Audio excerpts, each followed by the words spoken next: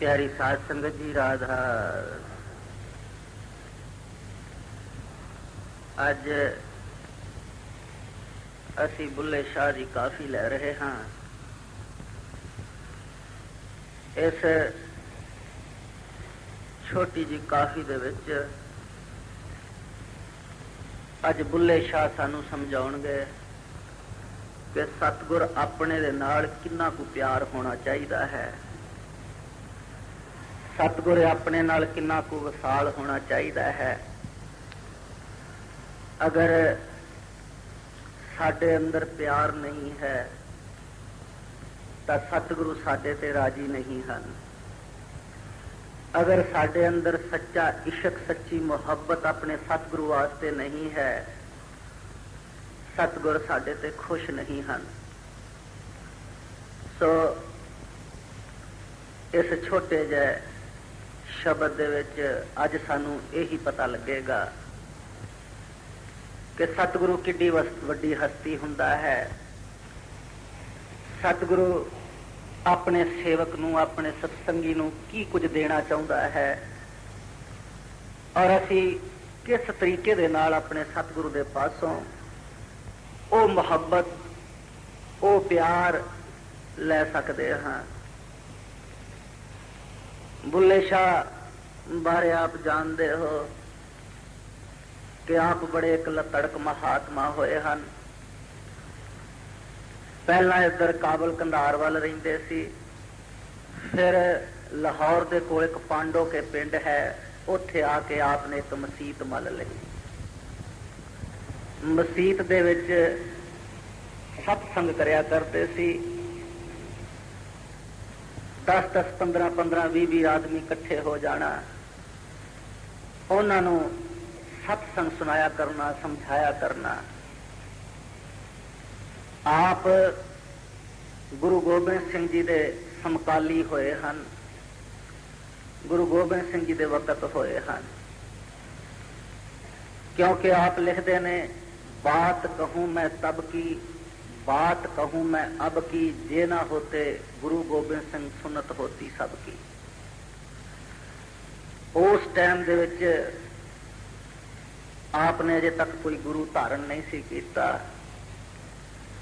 बुल्ले शाह दे पास एक महात्मा आया। वो फकीर बुल्ले शाह नूं पुछदा है, बुल्लिया तेरा गुरु को केड़ा है? बुल्ले शाह को जवाब दिंदा है कि मैं खुद गुरु हाँ, मैनू गुरु की की लोड़ है।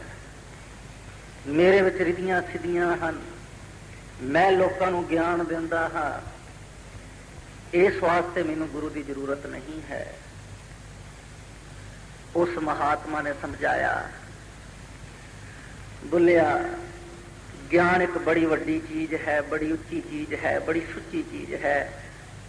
असली ज्ञान का भेद तू नहीं पा सकिया, असली रस्ते का तेनू पता नहीं है। और असली रास्ता तां ही मिल सकता है अगर पूरे सतगुर की शरण विच जाइए। वो पूरा सतगुर जिहड़ा कनैक्शन उस परमात्मा दे नाल मिलिया होया होवे, वो पूरा सतगुरु सानू समझाउंदा है, सानू दसदा है कि तुहाडा रस्ता किहड़े पासे है, असली मार्ग जिहड़ा है तुहाडा किहड़े पासे है। वो महात्मा समझाई जांदा है, बुल्लिया अगर साडा रस्ता जिहड़ा है वो पूरब की तरफ होवे और असी पश्चिम की तरफ जा रहे होइए, अपने रस्ते तो असी दूर चले जाते हाँ। जिधर साडा रस्ता है उस रस्ते वाल असी कदम कदम भी चलीए, की नतीजा निकलता है? असी अपने घर, असी अपने मंजिल मकसूद के नेड़े हुंदे चले जाते हाँ। पर ए बुलिया, गुरु बिना गल नहीं बन सकती, गुरु बिना तुर नहीं पहुंच सकते। अगर गुरु की जरूरत ना हुंदी तां बुल्ले नूं समझाउंदा, विचार करके वेख। गुरु अमरदास जी महाराज 22 दफा गंगा ते गए ते 22 दफा वापस आए। उन्हां नूं ही एक फकीर मिलिया, महात्मा मिलिया। जिस वक्त वो वापस आ रहे सी, गुरु अमरदास जी का घर रस्ते विच पैंदा सी। वो महात्मा गुरु अमरदास जी के घर चला जाता है, अपना बोरिया बिस्तरा विछाया, बैठे, गल्लां होइयां, पानी पीता। गल्लां गल्लां विच वो पुछदा है, यार अमर, तेरा गुरु केड़ा है? गुरु अमरदास जी महाराज कहंदे, मेरा कोई गुरु नहीं है। उथे उसे वक्त वो महात्मा मत्थे ते हथ मारदा है, कहंदा, ओहो, मैं नगुरे दे घर दा पानी तक नहीं सी पीना, मैं पानी क्यों पीता? उठ बैठा, अपना बोरिया बिस्तरा कच्छे मार के तुर पिया। पर गुरु अमरदास महाराज जी दा अंदर विन्या गया सी, छन्नी छन्नी हो गया सी। सारी रात नींद नहीं पई। सवेरे उन्हां दी नूं जिहड़ी गुरु अंगद देव महाराज जी की लड़की सी, वो जपजी साहब जी का पाठ कर रही सी, नाले दुध रिड़क रही सी। जिस वक्त वो बाणी सुनी गुरु अमरदास जी का, महाराज जी का अंदर शांत होया। जाके पूछया, बेटा ये शब्द जिहड़ा पढ़िया है, ये बाणी पढ़ी है, ये किस दी है? कहती है, ये सच्चे पातशाह गुरु नानक देव महाराज जी की बाणी है, जिस दी गद्दी ते इस वक्त मेरे पिता जी बैठे हैं। कहन लगे, पुत्र छड़ सारे काम, चल इसे वक्त मैनू अपने पिता दे पास ले चल, मैनू गुरु की जरूरत है। वो लड़की कहती है, नहीं पिताजी, मेरे पिताजी का हुक्म है कि जब तक मैं तेनू सदा ना बेटा तू नहीं आना। गुरु अमरदास जी कहन लगे, पुत्र सौरे ते पिता विच की फर्क हुंदा है? मैं भी तो तेरे प्योआ वर्गा हाँ, तेरे पिता वर्गा हाँ। मैं तेनू कहंदा हाँ, चल छेती कर और मैनू लै चल। सो इहो जिहियां गल्लां वो महात्मा बुल्ले शाह नूं समझाउंदा है। ओ बुल्लिया, जे गुरु बिना गत हो सकदी, हिसाब ला के वेख। कबीर साहब जी नूं भी गुरु धारण करना पिया सी। कबीर साहब जी का भी गुरु गोस्वामी रामानंद से। इन्हां नूं भी, कबीर साहब जी नूं भी एक महात्मा ने इसे तरह ही ताना मारिया सी, कबीरा तेरा गुरु केड़ा है? तो कबीर ने भी कहा सी, मेरा कोई गुरु नहीं है। पर कबीर साहब ने आख्या सी, मैं चाहना हाँ कि मैं गुरु धारण करा, पर इस वक्त पंडितां दा इन्ना जोर है, पुजारियां दा इन्ना जोर है कि गोस्वामी रामानंद जी किसी छोटी जात वाले नूं अपना सेवक नहीं बनाते, वो अपना चेला नहीं बनाते। हाय हाय मैं की करा, मैं ते चाहता हाँ, पर उन्हां, क्योंकि मैं नीच जात दा, छोटी जात दा हाँ, मैनू उन्हां अपना सेवक नहीं बनाना, चेला नहीं बनाना। पर वो कहण दे मुताबक अखीर सारी रात कबीर साहब ने सुते। सवेरे अमृत वेले, क्योंकि कबीर साहब की करया करते सन, इन्हां पंडितां दे जान तो पहला ही गंगा ते जाके उस दियां घाट ते इशनान करके ते वापस आ जाया करते सन। क्योंकि उस वक्त इहो जिहा रिवाज होया करता सी कि अगर छोटी जात वाले दा परछावां पै जाना ना पंडितां ते, उन्हां नूं दोबारा इशनान करना पैंदा हुंदा सी। वो दोबारा नहाउंदे हुंदे सन कि छोटी जात वाले दा परछावां पै गया, असीं पिट्टे गए हां, सानू दोबारा ये शुद्धता करनी पैगी। सो इस वास्ते कबीर साहब उन्होंने आने तो पहले ही जाके इशनान कर आया करते सन। हुण कबीर साहब सोचते ने मैं गुरु धारण किस तरह करा।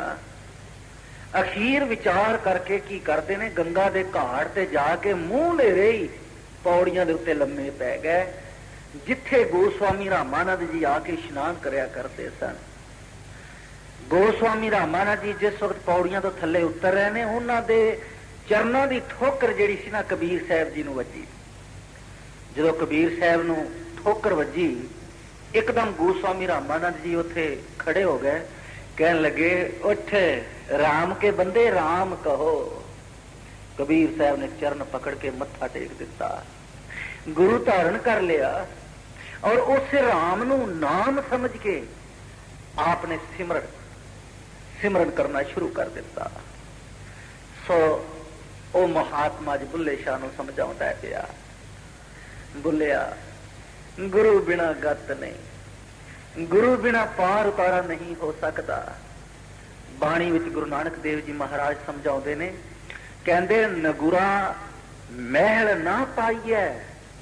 नगुरा जिहड़ा अपने घर नहीं पहुंच सकता, अपनी मंजिले मकसूद ते नहीं पहुंच सकता। नगुरा घर ना पाईए, पहुंचेगा गुर पीर। कहंदे वो पहुंचेगा जिहड़ा गुरु पीर वाला होया। गुरु नानक साहब जी असी बाणी जिस वक्त पढ़ते हाँ, बाणी तो सानू पता लगता है कि पूरे गुरु जी कितनी वड्डी जरूरत हुंदी है। गुरु बिना अंदर असी चल ही नहीं सकते। अंदर इन्नियां रिधियां सिद्धियां हन, काल दे ने चमत्कार हन। पहला तो साडे अंदर ही जिहड़ा छोटा काल बैठा होया है, ये मन बैठा होया है, ये ही सानू सीधे रस्ते नहीं आउण दिंदा। ये हमेशा सानू माड़े पासे ले जाता है, माड़े पासे तोड़ता है। 5 मिनट भजन ते बैठ जाइए, इस मन दे घर स्यापा पै जाता है। 5 मिनट सानू भजन ते नहीं बैठण दिंदा। कदी कोई कहानी अंदर कढ़ दिंदा है, कदी कोई कहानी अंदर बनानी शुरू कर दिंदा है। एक 5 मिनट जिहड़ा है सानू वेख लो भजन उत्ते नहीं बैठण दिंदा। जे असी कोशिश करते हाँ इस मन नू असी समझा बुझा के जे सिमरन दे उत्ते बैठण की तैयारी भी करते हाँ, तो पहला की तैयारियां करते हाँ, वेखते हाँ किते कंध की अड़ेस होवे ना, ढो ला के जरा सिमरन ते बह जाइए।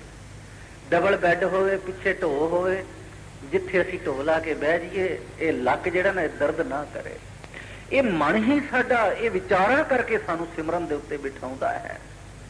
पहला तो साडे नाल ये बीती हुई हुंदी है, हर एक नाल साडे नाल यही है। जिमीदार लै लो, दुकानदार लै लो, व्यापारी लै लो, रात नूं थके टुटे घर आउंदे हाँ।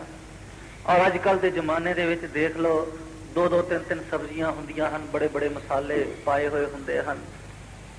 जिथे भुख सानू 2-3 रोटियां दी हुंदी है, उत्थे असीं 5-6 रोट खा लैंदे हाँ। अन्न ज्यादा अंदर पा देंदे हाँ, जैसा अन्न वैसा मन। और वो अन्न अंदर की करता है, वो अंदर जाके सानू सुस्ती चढ़ाउंदा है, सानू नींद वाल तोड़ता है। जिस वक्त इन्ना कुछ असी खा के तो फिर असी भजन की तैयारी करते हाँ, बैठण की कोशिश करते हाँ, और फिर इस तरीके नाल बैठते हाँ कि किते ढो लग जाए। चलो ढो ला के भी असी बैठ जाते हाँ। जिस वक्त सिमरन दे उत्ते बैठे, अजे 1-2 मिनट बैठे नूं नहीं होया, मन दे विच कई गल्लां जिहड़ियां हन आउंदियां हन, कई कहानियां आउंदियां हन। सिमरन छुट जाता है, उन्हां कहानियां वाल असीं तुर पैंदे हाँ। जे फिर भी असी मोड़ तोड़ के सिमरन दे विच अपने ध्यान नूं लाउंदे हाँ, तां फिर की हुंदा है, साडीआं लत्तां पीड़ करनियां शुरू हो जांदियां हैं। गोडे विच माड़ी जी दर्द होई, इस मन ने आखिया कोई नहीं, लत्त सीधी कर लै, फिर बड़ा आनंद आएगा, फिर कर ली, मोड़ ली, फिर भजन उत्ते बैठ जाए। एक लत्त नूं असी सीधियां कर दिता, आनंद आया, जरा सीधियां कीता, चैन जिहा आया।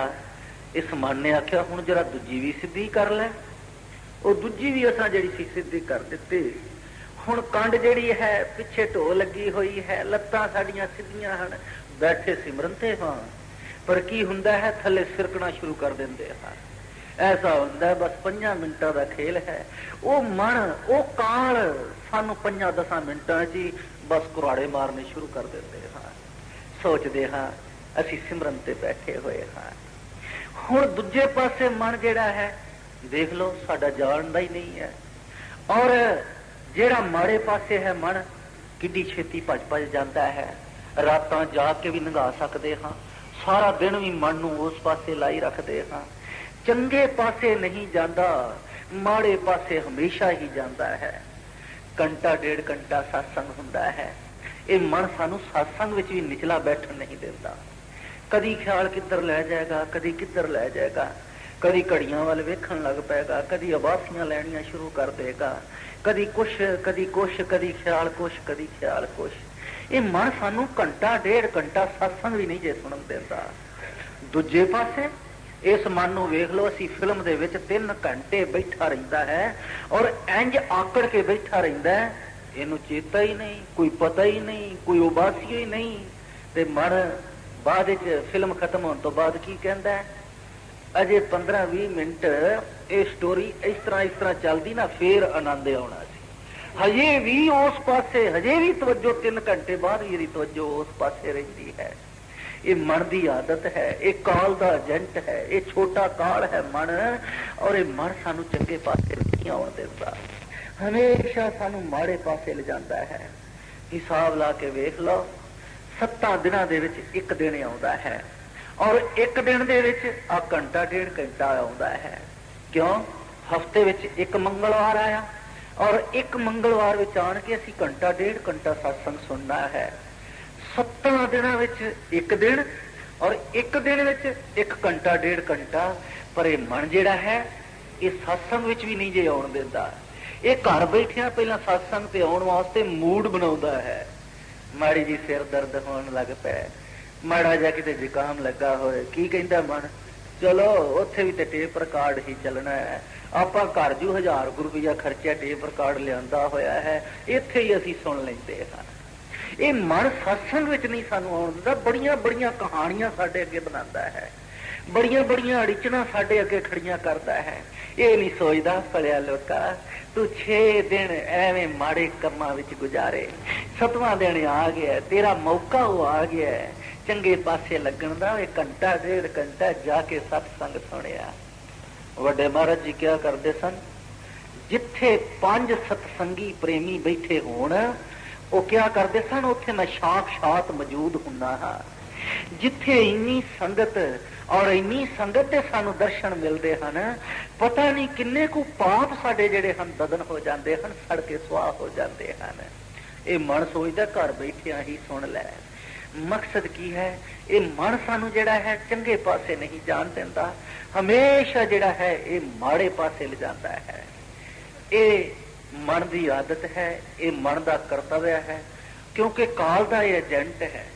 असी कबीर साहब का अनुराग सागर पढ़ के वेखिए, सानू पता लगता है सब कुछ। बाणी पढ़ के वेखिए, बाणी विच गुरु नानक देव जी महाराज कहते ने, मन जीते जग जीत। जिन्हें मन जित लिया समझ लो जग दे बनाउण वाले नू जित लिया।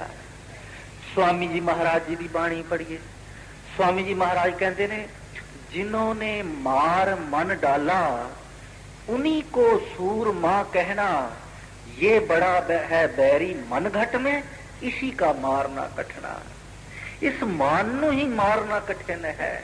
सो ये मन किस तरह मारदा है, पूरे सतगुरु बिना ये जरा जिन्ना नहीं जे सानू सीधे पासे लगण दिंदा। ये पूरा सतगुरु ही नकेल साडे नक विच पाउंदा है। ये पूरा सतगुरु ही सानू समझाउंदे हन और समझा के किते साडी समझ च आउंदा है। फिर ये मन जिहड़ा है सानू कुछ सीधे पासे लिजाउण दी कोशिश करता है। इस वास्ते वो महात्मा समझाउंदा है, भुलिया भुलिया गुरु बिना नहीं, गुरु बिना नहीं जा सकता, गुरु बिना अपने घर नहीं पहुंच सकता। जदों इन्नियां गल्लां समझाइयां, बुल्ले शाह जिहड़ा सी उस दे अंदर भी ये गल बैठ गई कि गुरु बिना गल नहीं बनती। जदों ये गल बैठी तो बुल्ले शाह कहंदा, अच्छा फिर इस वक्त केड़ा पूरा गुरु है? उन्हें आख्या भी छोटी जात का है, शाह नायत ओदा नाम है, फलाना फलाना ओदा डेरा है। ਉੱਥੇ ਜਾ ਕੇ ਉਹਨਾਂ ਦੀ ਸ਼ਰਨ ਵਿੱਚ ਚਲਾ ਜਾ। ਪਿਆਰੀ ਸਾਧ ਸੰਗਤ ਜੀ, ਉਹ ਬੁੱਲੇ ਸ਼ਾਹ ਇੱਕ ਦਿਨ ਉਸ ਗੁਰੂ ਧਾਰਨ ਕਰਨ ਦੇ ਵਾਸਤੇ ਉਹਨਾਂ ਦੇ ਡੇਰੇ ਵੱਲ ਜਾ ਰਿਹਾ ਹੈ, ਪਰ ਮਨ ਦੇ ਵਿੱਚ ਕੀ ਸੋਚਾਂ ਕਰਦਾ ਹੈ, ਜਿਸ ਗੁਰੂ ਨੂੰ ਮੈਂ ਗੁਰੂ ਬਣਾਉਣ ਵਾਸਤੇ ਜਾ ਰਿਹਾ ਹਾਂ, ਖੌਰੇ ਉਹਦੇ ਵਿੱਚ ਮੇਰੇ ਜਿੰਨੀ ਵੀ ਤਾਕਤ ਹੈ ਕਿ ਨਹੀਂ ਹੈ, ਖੌਰੇ ਉਹਦੇ ਵਿੱਚ ਮੇਰੇ ਜਿੰਨੀ ਪਾਵਰ ਹੈ ਕਿ ਨਹੀਂ ਹੈ। ਗੁਰੂ ਦਾ ਇਮਤਿਹਾਨ ਲੈਣਾ ਚਾਹੀਦਾ ਹੈ। ਇਹ ਬੁੱਲੇ ਸ਼ਾਹ ਦਾ ਮਨ ਕਹਿ ਰਿਹਾ, ਨਾਲੇ ਜਾ ਰਿਹਾ ਹੈ, ਗੁਰੂ ਬਣਾਉਣ ਵਾਸਤੇ ਜਾ ਰਿਹਾ, ਨਾਲੇ ਸੋਚ ਰਿਹਾ, ਆ ਭਾਵ ਆ ਰਿਹਾ ਮਨ ਦੇ ਵਿੱਚ, ਪਤਾ ਨਹੀਂ ਗੁਰੂ ਕਿਸ ਤਰ੍ਹਾਂ ਦਾ ਹੈ, ਪਤਾ ਨਹੀਂ ਉਹਦੇ ਵਿੱਚ ਤਾਕਤ ਹੈ ਕਿ ਨਹੀਂ ਹੈ। ਹੁਣ ਜਿਸ ਵਕਤ ਵੇਖਿਆ ਵੀ ਉਹ ਸ਼ਾਹ ਨਾਇਤ ਦਾ ਡੇਰਾ ਹੈ, ਇੱਧਰ ਕੀ ਵੇਖਦਾ, ਇੱਕ ਅੰਬਾਂ ਦੀ ਛੋਟੀ ਜਿਹੀ ਬਗੀਚੀ ਹੈ, ਬੜੇ ਬੜੇ ਅੰਬ ਜਿਹੜੇ ਨੇ ਉਹਨਾਂ ਅੰਬਾਂ ਦੇ ਰੁੱਖਾਂ ਨੂੰ, ਵ੍ਰਿਕਸ਼ਾਂ ਨੂੰ ਲੱਗੇ ਹੋਏ ਹਨ। ਬੁੱਲੇ ਨੇ ਸੋਚਿਆ ਮੈਂ ਗੁਰੂ ਦਾ ਇਮਤਿਹਾਨ ਤੇ ਲੈ ਲਾਂ, ਪਤਾ ਤੇ ਲੱਗੇ ਇਹਦੇ ਚ ਕੁਝ ਪਾਵਰ ਹੈ। ਬੁੱਲੇ ਸ਼ਾਹ ਨੇ ਐਸੀ ਕਲਾ ਵਰਤਾਈ ਕਿ ਉਹ ਜਿੰਨੇ ਵੀ ਅੰਬ ਸਨ ਸਾਰੇ ਫੜਫੜ ਫੜਫੜ ਕਰਦੇ ਸਾਰੇ ਜ਼ਮੀਨ ਉੱਤੇ ਡਿੱਗ ਪਏ। ਹੁਣ ਸੋਚਦਾ ਜੇ ਤੇ ਹੋਇਆ ਨਾ ਗੁਰੂ ਪੂਰਾ, ਇਹਨਾਂ ਅੰਬਾਂ ਨੂੰ ਦੁਬਾਰਾ ਫਿਰ ਟਾਹਣੀਆਂ ਨਾਲ ਲਾ ਦੇਗਾ, ਤੇ ਜੇ ਨਾ ਹੋਇਆ ਫਿਰ ਮੈਂ ਤੇ ਅੰਬ ਆਪਣੀ ਕਲਾ ਨਾਲ ਥੱਲੇ ਡੇਗੇ ਨੇ, ਤੇ ਫਿਰ ਮੈਨੂੰ ਗੁਰੂ ਕੋਲ ਜਾਣ ਦੀ ਲੋੜ ਕੀ ਹੈ, ਇਹੋ ਜਿਹਾ ਜਿਹੜਾ ਮੇਰੇ ਨਾਲ ਵੀ ਛੋਟਾ ਹੋਵੇ। ਇਹ ਵਿਚਾਰ ਕਰਕੇ ਬੁੱਲੇ ਸ਼ਾਹ ਅਗਾਂਹ ਨੂੰ ਤੁਰ ਪੈਂਦਾ ਹੈ। ਉਧਰ ਸ਼ਾਹ ਨਾਇਤ ਕਿਉਂ ਭਲੇ ਬੁਰੇ ਕੀ ਪੀਰ ਪਛਾਨਤ, ਸਤਿਗੁਰੂ ਜਾਣਦਾ ਹੈ ਅਸੀਂ ਲੁਕ ਲੁਕ ਕੇ ਕਰਮ ਕਰਦੇ ਹਾਂ, ਭੈੜੇ ਕਰਮ ਪਾਪ ਕਰਦੇ ਹਾਂ, ਸਤਿਗੁਰੂ ਜਾਣਦਾ ਹੈ। ਭੁੱਲੀਏ ਮਾਲਣੇ ਨਹੀਂ, ਸਤਿਗੁਰੂ ਜਾਣਦਾ ਹੈ ਦਿਓ, ਉਹ ਜਾਨੀ ਜਾਣ ਹੈ, ਉਹ ਸਭ ਕੁਝ ਜਾਣਦਾ ਹੈ। ਉਹਨੂੰ ਕਚਹਿਰੀਆਂ ਦੀ ਲੋੜ ਨਹੀਂ ਪੈਣੀ, ਵਕੀਲਾਂ ਦੀ ਲੋੜ ਨਹੀਂ ਪੈਣੀ, ਗਵਾਹਾਂ ਦੀ ਲੋੜ ਨਹੀਂ ਪੈਣੀ।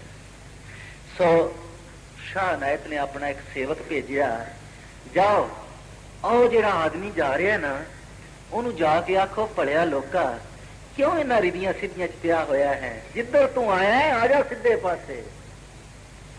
ਹੁਣ ਉਹ ਭੱਜਾ ਭੱਜਾ ਗਿਆ, ਜਾ ਕੇ ਕਹਿੰਦਾ ਜੀ ਤੁਹਾਨੂੰ ਸਤਿਗੁਰ ਨੇ ਸੱਦਿਆ। ਉਹਨਾਂ ਆਖਿਆ ਵੀ ਜਿੱਧਰ ਆਇਆ ਉਧਰ ਆ ਜਾ, ਕਿਉਂ ਇਹਨਾਂ ਚੱਕਰਾਂ ਚ ਪਿਆ ਹੋਇਆ ਹੈ। ਦਿਲ ਵਿੱਚ ਸੋਚਦਾ ਜੇ ਮੈਂ ਤੁਰ ਗਿਆ ਤੇ ਉਹਨੇ ਮੈਨੂੰ ਫਸਾ ਲੈਣਾ ਗੁਰੂ ਨੇ, ਤੇ ਖੌਰੇ ਤਾਕਤ ਘੱਟ ਨਹੀਂ ਉਹਦੀ। ਉਹਨੂੰ ਕਹਿੰਦਾ ਨਹੀਂ ਵੀ ਨਹੀਂ, ਮੈਨੂੰ ਅੱਗੇ ਕੰਮ ਹੈ, ਮੈਂ ਅੱਗੇ ਕੰਮ ਚੱਲਿਆ ਹਾਂ, ਮੈਂ ਇੱਥੇ ਨਹੀਂ ਆਇਆ, ਮੈਂ ਤੇ ਆਪਣੇ ਕੰਮ ਚੱਲਿਆ ਹਾਂ। ਉਹਨੂੰ ਟਾਲ ਦਿੰਦਾ ਹੈ, ਚਲਾ ਜਾ ਰਿਹਾ, 3-4 ਮੀਲ ਅੱਗੇ ਚਲਾ ਗਿਆ। ਸੋਚਦਾ ਜੇ ਹੁਣ ਤੇ ਲੱਗ ਹੀ ਗਿਆ ਹੁਣ ਨੇ ਅੰਬ ਨਾਲ, ਜੇ ਪਾਵਰ ਹੋਵੇਗੀ ਉਹਦੀ ਤੇ ਵਾਪਸ ਚੱਲਣਾ ਚਾਹੀਦਾ ਹੈ। ਦੇਖ ਲਓ ਬੁੱਲੇ ਸ਼ਾਹ ਫਿਰ ਵਾਪਸ ਆਉਂਦਾ ਹੈ, ਔਰ ਜਿਸ ਤੱਕ ਵਾਪਸ ਆ ਕੇ ਉਸ ਬਗੀਚੀ ਦੇ ਪਾਸ ਆਉਂਦਾ, ਵੇਖ ਕੇ ਹੈਰਾਨ ਰਹਿ ਜਾਂਦਾ ਹੈ, ਇੱਕ ਅੰਬ ਵੀ ਥੱਲੇ ਨਹੀਂ, ਸਾਰੇ ਟਾਹਣੀਆਂ ਨਾਲ ਲਟਕ ਰਹੇ ਹਨ। ਆਂਦਾ ਗੁਰੂ ਤੇ ਪੂਰਾ ਹੈ, ਗੁਰੂ ਵਿੱਚ ਤਾਕਤ, ਸਤਿਗੁਰੂ ਕੋਲ ਜਾਣਾ ਚਾਹੀਦਾ ਹੈ।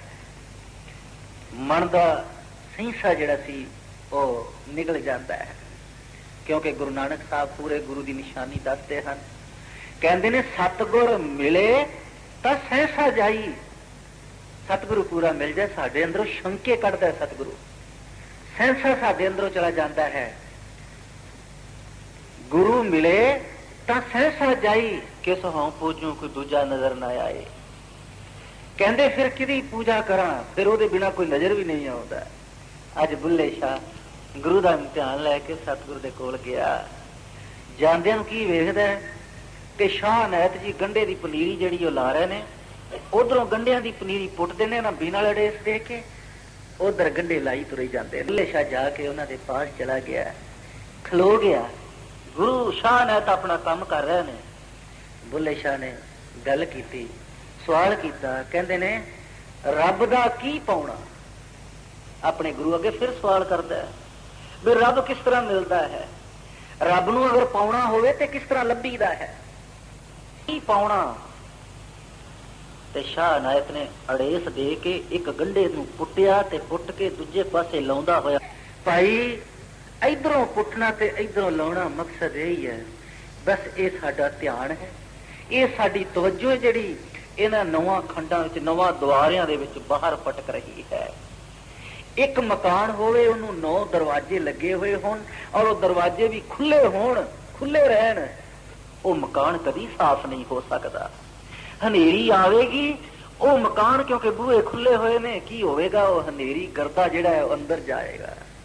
ਦਰਵਾਜ਼ੇ ਬੰਦ ਹੋ ਜਾਣ, ਫਿਰ ਜਿਹੜਾ ਹੈ ਇੱਕ ਦਰਵਾਜ਼ੇ ਨੇ ਬੰਦ ਕਰਨੇ ਪੈਣਗੇ। ਧਿਆਨ ਸਾਨੂੰ ਇਸ ਦੁਨਿਆਵੀ ਪਦਾਰਥਾਂ ਵਿੱਚੋਂ ਕੱਢਣਾ ਪਵੇਗਾ, ਪੁੱਟਣਾ ਪਵੇਗਾ ਤੇ ਸਤਿਗੁਰੂ ਵਾਲੇ ਪਾਸੇ ਲਾਉਣਾ ਪਏਗਾ। ਬਸ ਆਹ ਹੀ ਰੱਬ ਨੂੰ ਪਾਉਣਾ ਵੱਡੀ ਗੱਲ ਨਹੀਂ ਹੈ। ਬੈਠ ਗਏ। ਸ਼ਾਹ ਇਨਾਇਤ ਕਹਿੰਦੇ ਨੇ, ਭਲਿਆ ਲੋਕਾ, ਕਾਫੀ ਚਿਰ ਹੋ ਗਿਆ ਤੇਰੀਆਂ ਮੇਰੀਆਂ ਗੱਲਾਂ ਹੋ ਰਹੀਆਂ ਨੇ, ਇਹ ਦੱਸ ਤੂੰ ਕਿਸ ਤਰ੍ਹਾਂ ਆਇਆ? ਕਹਿੰਦੇ ਜੀ ਮੈਂ ਤੁਹਾਨੂੰ ਗੁਰੂ ਧਾਰਨ ਕਰਨ ਵਾਸਤੇ ਆਇਆ। ਸ਼ਾਹ ਇਨਾਇਤ ਕਹਿੰਦੇ, ਭਾਈ ਜਿਹੜਾ ਇਮਤਿਹਾਨ ਲਿਆ ਸਹੀ, ਇਮਤਿਹਾਨ ਚੋਂ ਪਾਸ ਹੋਏ ਆ ਕਿ ਫੇਲ ਹੋਏ ਆ? ਕਹਿੰਦਾ ਸੱਚੇ ਪਾਤਸ਼ਾਹ ਬਸ ਬਖਸ਼ੋ, ਮਾਂ ਤੇ ਆਇਆ। ਤਾਂ ਸ਼ਾਹ ਇਨਾਇਤ ਜੀ ਕੀ ਪੁੱਛਦੇ ਨੇ? ਕਹਿੰਦੇ ਨੇ, ਦੱਸੋ ਮੈਂ ਤੇ ਅਜੇ ਤੱਕ ਨਹੀਂ ਪੁੱਛਿਆ, ਤੇਰਾ ਨਾਂ ਕੀ ਹੈ? ਬੜਾ ਆਕੜ ਕੇ ਨਾ ਕਹਿੰਦਾ, ਮੇਰਾ ਨਾਂ ਬੁੱਲੇ ਸ਼ਾਹ ਹੈ। ਕਹਿੰਦਾ ਭਾਈ ਮਾਫ ਕਰ, ਜਾ ਆਪਣੇ ਘਰ ਚਲਾ ਜਾ, ਇੱਥੇ ਸ਼ਾਹ ਦਾ ਕੰਮ ਨਹੀਂ, ਮੈਂ ਤੇ ਗਰੀਬ ਹਾਂ, ਨੀਚਾ, ਛੋਟੀ ਜਾਤ ਵਾਲਾ ਵਾ, ਤੂੰ ਆਪਣੇ ਆਪ ਨੂੰ ਸ਼ਾਹ ਆਖਿਆ, ਮੈਂ ਸ਼ਾਹ ਵਾਂ, ਇੱਥੇ ਸ਼ਾਹਾਂ ਦਾ ਕੰਮ ਨਹੀਂ, ਵਾਪਸ ਚਲਾ ਜਾ, ਮੈਂ ਨਹੀਂ ਤੈਨੂੰ ਆਪਣਾ ਸੇਵਕ ਬਣਾ ਸਕਦਾ। ਬੁੱਲੇ ਸ਼ਾਹ ਨੂੰ ਗੁੱਸਾ ਚੜਿਆ, ਆਪਣਾ ਵਾਪਸ ਆ ਗਿਆ। ਰਸਤੇ ਵਿੱਚ ਸੋਚੀਦਾ ਹੈ, ਇਹ ਹੁਣ ਅੰਦਰ ਆਤਮਾ ਦੀ ਕਸ਼ਿਸ਼ ਜਿਹੜੀ ਹੈ ਨਾ, ਇਹ ਸੱਚ ਵੱਲ ਜਾਂਦੀ ਜਾਂਦੀ ਹੈ। ਜਿਸ ਵਕਤ ਆਤਮਾ ਨੂੰ ਸੱਚ ਮਿਲਦਾ ਹੈ ਨਾ, ਆਤਮਾ ਬੜੀ ਖੁਸ਼ ਹੁੰਦੀ ਹੈ। ਦੇਖੋ ਸਾਡਾ ਰਿਸ਼ਤੇਦਾਰ ਕਿੰਨਾ ਵੀ ਸੱਕਾ ਕਿਉਂ ਨਾ ਹੋਵੇ, ਸਾਨੂੰ ਕਈ ਵਾਰ ਰਿਸ਼ਤੇਦਾਰ ਨੂੰ ਮਿਲਣ ਨਾਲ ਇੰਨੀ ਖੁਸ਼ੀ ਨਹੀਂ ਹੁੰਦੀ, ਤੇ ਜੇ ਸਾਨੂੰ ਕੋਈ ਪ੍ਰੇਮੀ ਗੁਰੂ ਦਾ ਪਿਆਰਾ ਮਿਲ ਜਾਏ, ਸਾਡੇ ਅੰਦਰ ਐ ਖੁਸ਼ੀ ਨੱਚਦੀ ਏ, ਇੰਨੀਆਂ ਠਾਠਾਂ ਮਾਰਦੀ ਏ, ਸਾਡੇ ਪੈਰ ਨਹੀਂ ਪੁੱਜਦੇ ਲੱਗਦੇ। ਕਿਉਂ? ਇਹ ਸਾਡੀ ਆਤਮਾ ਦੀ ਕਸ਼ਿਸ਼ ਹੈ ਉਸ ਸੱਚ ਦੇ ਵੱਲ। ਬੁੱਲੇ ਸ਼ਾਹ ਵਾਪਸ ਆ ਰਿਹਾ ਹੈ, ਸੋਚਦਾ ਗੱਲ ਤੇ ਗੁਰੂ ਨੇ ਠੀਕ ਆਖੀ ਸੀ, ਮੈਂ ਆਪਣੇ ਆਪ ਨੂੰ ਸ਼ਾਹ ਆਖਿਆ ਸੀ, ਆਪਣੇ ਆਪ ਨੂੰ ਵੱਡਾ ਆਖਿਆ ਸੀ, ਮੇਰੇ ਵਿੱਚ ਆਕੜ ਸੀ, ਮੇਰੇ ਵਿੱਚ ਹੰਕਾਰ ਸੀ, ਗੱਲ ਸੱਚੀ ਹੈ। ਪਰ ਅੱਛਾ ਚਲੋ ਕੋਈ ਹੋਰ ਗੁਰੂ ਵੇਖਾਂਗੇ, ਕੋਈ ਹੋਰ ਪੂਰਾ ਗੁਰੂ ਵੇਖਾਂਗੇ। ਵਾਪਸ ਘਰ ਆ ਗਿਆ। ਰਾਤ ਪਈ, ਪਿਆਰੀ ਸਾਸਨ ਜੀ ਨੀਂਦ ਨਹੀਂ ਆਈ ਸਾਰੀ ਰਾਤ। ਸੋਚਦਾ ਹੈ ਝੂਠਾ ਮੈਂ, ਸਤਿਗੁਰੂ ਸੱਚਾ। ਉਹਨਾਂ ਨੇ ਠੀਕ ਆਖਿਆ, ਮੈਂ ਹੀ ਝੂਠਾ, ਮੈਂ ਹੀ ਆਪਣੇ ਆਪ ਵਿੱਚ ਵੱਡੋਂ ਪੈਦਾ ਕੀਤੀ ਸੀ, ਮੈਂ ਹੀ ਆਪਣੇ ਆਪ ਨੂੰ ਉੱਚਾ ਆਖਿਆ ਸੀ, ਮੈਂ ਹੀ ਆਪਣੇ ਆਪ ਨੂੰ ਸ਼ਾਹ ਆਖਿਆ ਸੀ। ਸਵੇਰ ਹੋਈ,